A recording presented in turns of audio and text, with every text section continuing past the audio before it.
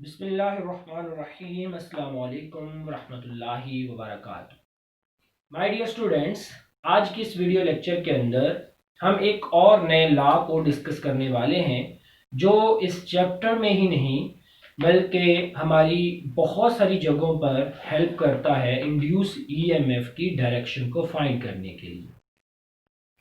Basically होता यह है कि जब फैराडेज लॉ आ जाता है, फैराडेज लॉ के अंदर एक नेगेटिव साइन आ रहा होता है जिसको मैंने शॉर्टली लास्ट लेक्चर के अंदर एक्सप्लेन किया था कि वो एक्चुअली में बेसिकली इंड्यूस ईएमएफ की डायरेक्शन को बता रहा है कि इंड्यूस ईएमएफ अपने आप को इस तरह से सेट करती है कि वो जैसे अपोज कर रही है चेंज इन मैग्नेटिक फ्लक्स की काज को।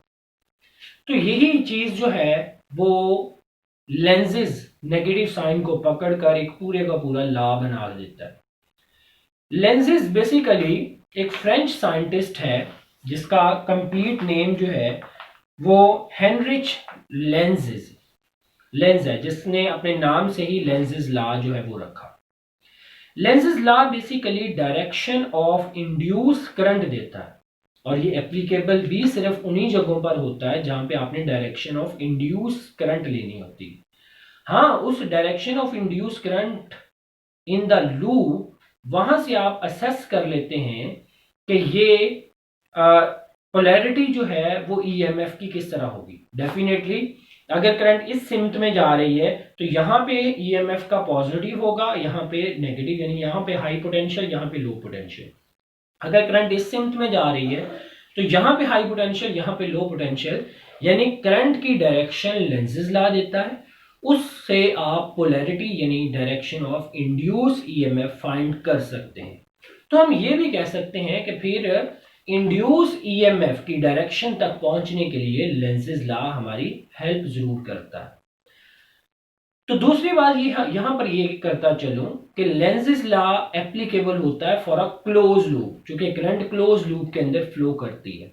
अगर किसी जगह पे क्लोज लूप नहीं होगा तो फिर आपको वहां पे क्लोज लूप जो है वो इमेजिन करना पड़ेगा for applying a lenses law. अब बेटे इस लॉ को अप्लाई करते हुए इसको समझते हैं और इसके प्रोसीजर को देखते हैं कि किस तरह से अप्लाई होता है और लेंसेज लॉ अपने लॉ में क्या क्या बातें करता है। तो आइए देखते हैं lenses law and direction of induce EMF.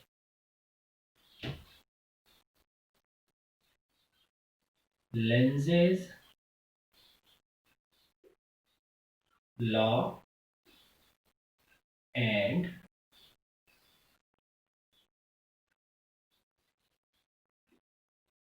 Direction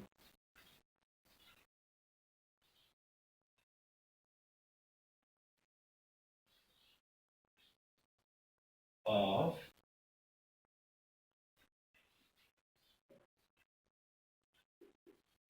induce EMF।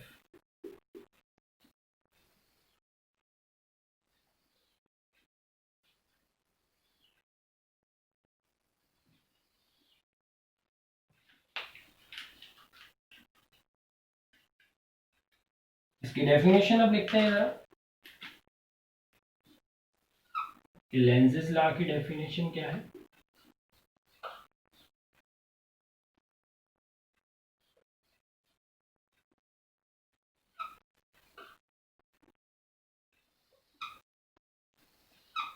It is stated that direction of induced current, किसी भी लूप के अंदर पैदा होने वाले इंड्यूस करंट की direction always so as the loop oppose the change which cause the current।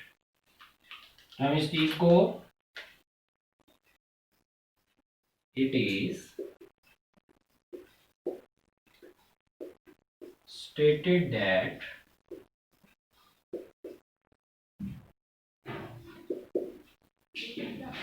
direction of induced current in a loop so as it opposes the cause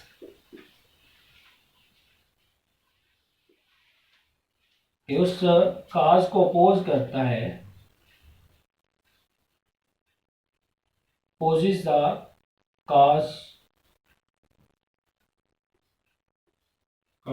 the current, कि जिसने इस current को produce किया। Induce current किसी न किसी काज, किसी न किसी वजह से चेंज इन फ्लक्स होने की वजह से इंड्यूस ईएमएफ पैदा होती है और उस इंड्यूस ईएमएफ की वजह से इंड्यूस करंट पैदा होती है। तो इंड्यूस करंट, लेंज़ेस लॉ बोलता है कि इंड्यूस करंट की डायरेक्शन हमेशा उस काज को अपोज करेगी जिसने इसको पैदा किया। इसको मैं अक्सर एग्जांपल देता होता हूं कि ये एक नाफरमान औलाद की तरह है कि जो अपने ही पैदा करने वाले वालिदैन को की मुखालफत करने लग जाते हैं। इसी तरह इंड्यूस करंट अपने ही पैदा करने वाली वजह को अपोज करने लग जाते हैं, यानी उसकी मुखालफत करने लग जाते हैं। और लेंज़ेस कहता है कि इसी बात का फायदा उठाते हुए हम इंड्यूस करंट की डायरेक्शन को फाइंड आउट कर लें। कैसे करेंगे आइए देखते हैं उस चीज को भी। तो ये इसकी एक्सप्लेनेशन करते हुए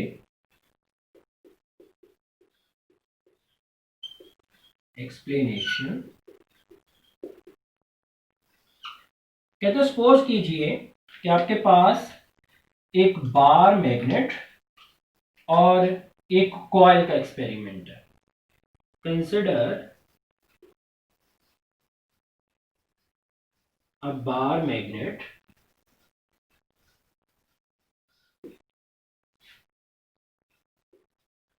and a coil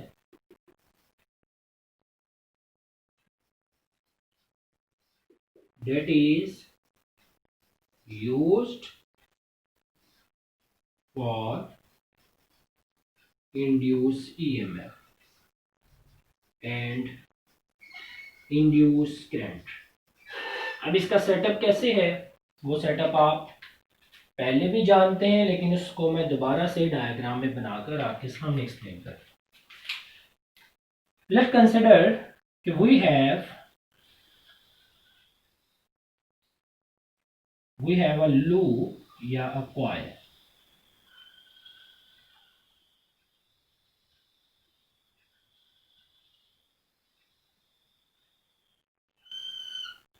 और इसके किनारों पर मैंने गैल्वानोमीटर अटैच कर दी।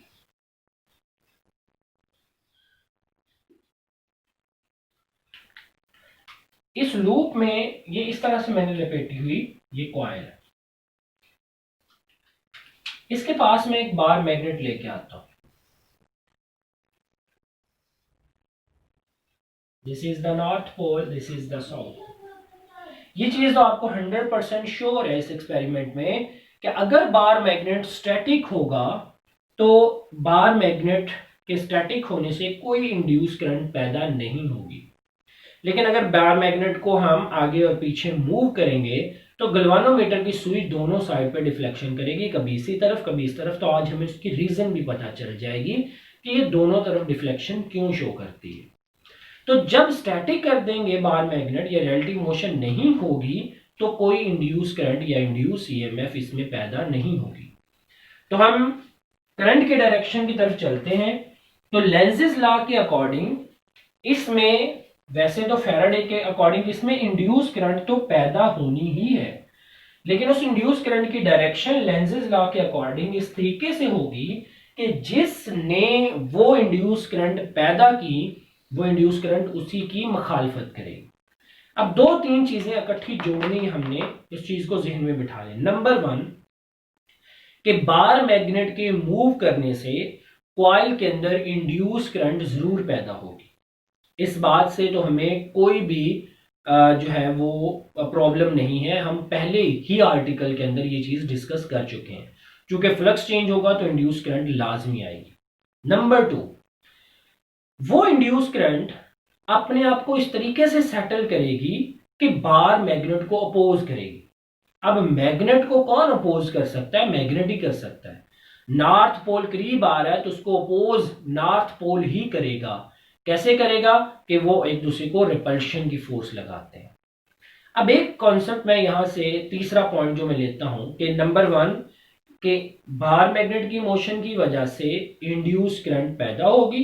नंबर 2 वो इंड्यूस करंट इस तरह से सेटल होगी कि बार मैग्नेट की मोशन को रोकने की कोशिश करेगी। नंबर 3 कि वो कैसे रोकेगी, ये सवाल है। तो जब कॉइल के अंदर या सोलेनाइड के अंदर करंट फ्लो करती है तो सोलेनाइड का अपना भी एक मैग्नेटिक फील्ड आ जाता है। वो मैग्नेटिक फील्ड एक्चुअली में बार मैग्नेट के परमानेंट मैग्नेट के मैग्नेटिक फील्ड को अपोज करेगा। तो इस तरीके से वो बार मैग्नेट की मोशन को अपोज करेगी। अब मोशन कैसे अपोज होगी, अगर बार मैग्नेट करीब आ रहा होगा तो ये जो कॉइल है ये अपना बार मैग्नेट की तरफ जो फेस है उसको नॉर्थ बना के इसको पीछे की धकेलेगी, और अगर बार मैग्नेट पीछे जा रहा होगा तो अब उसकी मोशन को स्टॉप करना है।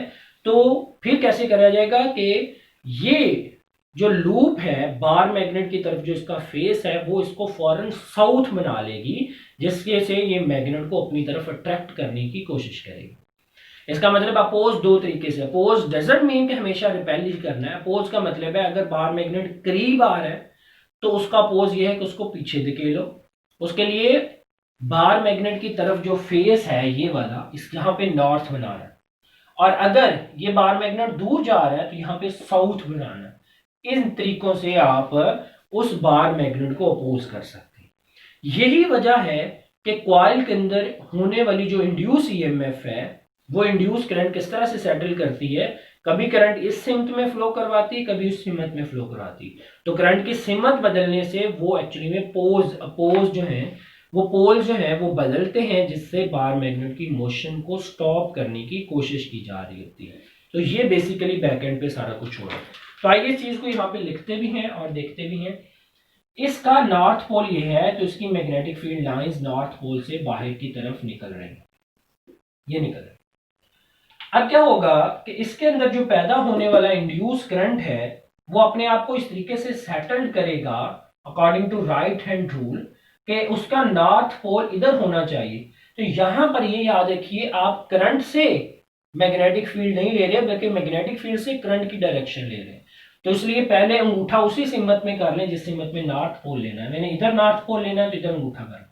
अब कर्लिंग फिंगर करें तो करंट ऐसी होनी चाहिए, यानी करंट आप बाद में आपको पता चलेगा कि किस तरह की होगी। करंट इस तरह की होगी, यहां से एंटर होगी, ऐसे घूमेगी ऐसे, तो इस तरफ नॉर्थ बना दे। तो ये इसके अंदर नॉर्थ पोल इधर बन जाए।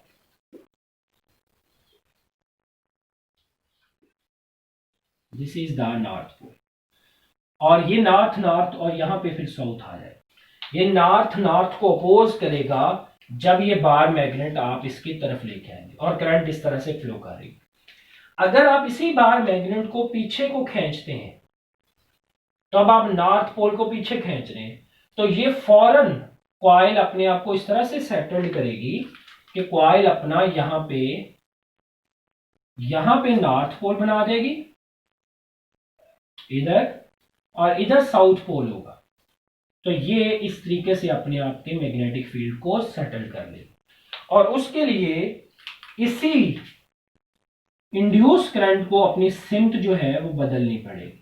तो इंड्यूस करंट इस तरह से फ्लो करने लग जाएगा। तो ये है इसकी बैकएंड हिस्ट्री कि जो आपके पास गैल्वानोमीटर है वो दोनों साइड पे डिफ्लेक्शन क्यों शो करता है। एक्चुअली में अब हमने क्या किया, हमने इस अपोजिंग इफेक्ट से ही क्या निकाल ली, डायरेक्शन ऑफ इंड्यूस करंट। हमें ये पता चल गया कि किस तरीके से इंड्यूस करंट फ्लो करेगी, क्लॉकवाइज करेगी या एंटी क्लॉकवाइज करेगी। इट डिपेंड्स ऑन कि आप बार मैग्नेट को करीब लेके आ रहे हैं या बार मैग्नेट को दूर लेके जा रहे हैं। अगर बार मैग्नेट को करीब लेके आ रहे हैं तो ये अपना ये वाला फेस नॉर्थ बना लेगी, अगर दूर लेके जा रहे हैं तो यही फेस साउथ बना लेगी। कौन बनाएगी, ये उसमें से फ्लो होने वाली करंट बनाएगी। क्यों बनाएगी, क्योंकि उसने उस बार मैग्नेट को अपोज करना है, क्योंकि वो बार मैग्नेट ही काज है इस इंड्यूस ईएमएफ को पैदा करने का। तो इस तरीके से आप इंड्यूस ईएमएफ और इंड्यूस करंट की डायरेक्शन जो है वो फाइंड आउट कर लेंगे। तो आप डेफिनेटली अगर करंट इस तरफ से जा रही है ये पॉजिटिव ये नेगेटिव, अगर करंट इस तरफ से जाएगी ये पॉजिटिव ये नेगेटिव, इस तरह से आप पोलैरिटी भी चेक कर सकेंगे कि इंड्यूस ईएमएफ की किस सिम्ट में पोलैरिटी है, यानी इंड्यूस ईएमएफ की डायरेक्शन को हमें पता चल जाए। Basically Lenz's law direction of induced current ही देता है, लेकिन हम खुद बाद में असेस करते हैं कि डायरेक्शन ऑफ इंड्यूस ईएमएफ किधर होगी। बेटे अब ये लेंज़ेस लॉ, लेंज़ेस का दावा था कि ये मेरा लॉ जो है ये according to law of conservation of energy होता है। अब देखना ये है कि वाकई ये law of conservation of energy के अकॉर्डिंग है या उससे डिफरेंट है। इस चीज को जानने के लिए हम लेंज़ेस लॉ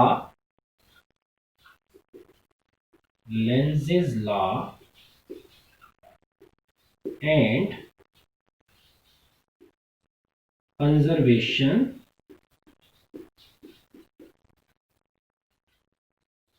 ऑफ एनर्जी, इस चीज को देखते हैं।